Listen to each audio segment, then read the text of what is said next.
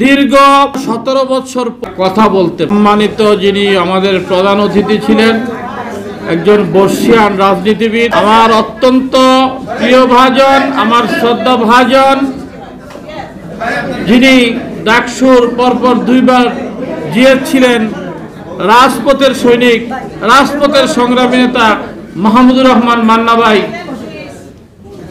আসলে আমি নিজেও ওখানে ছিলাম অনুষ্ঠানে, ওনাকে আনতেই গিয়েছিলাম যে ওনার বক্তব্য শেষ পর্যায়ে, তারপর গিয়ে বক্তব্যের একদম শেষ পর্যায়ে ওনার কথা বলতেও কষ্ট হচ্ছে, তো বক্তব্য কোনো রকমে শেষ করে গাড়িতে করে উনি ডাক্তারের কাছে চলে গেছেন, আসতে পারেননি। আমরা সবাই দোয়া করব আল্লাহ পাক রাব্বুল আলামিন আমাদের প্রিয় মান্না ভাইকে যেন হেফাজত করেন। সংগ্রামী নেতা কর্মী ভাই ও বোনেরা, আমরা দীর্ঘ প্রায় 15-17 বছর পর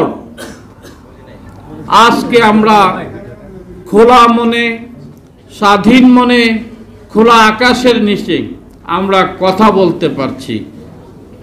আল্লাহ পাক রাব্বুল আলামিনের কাছে আমরা লাখো লাখো শুকরিয়া আদায় করছি।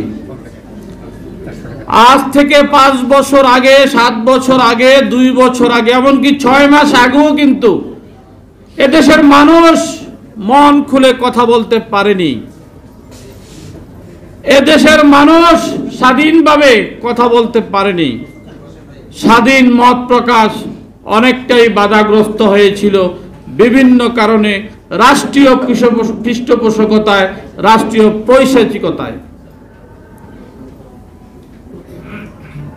এমন এক পরিস্থিতি হয়েছিল, মানুষের নীরব কান্না ছাড়া প্রকাশ্যে কান্না করাটাও একটা দোষণীয় হয়ে দাঁড়িয়েছিল, যেহেতু কান্নাও করতে পারবি না।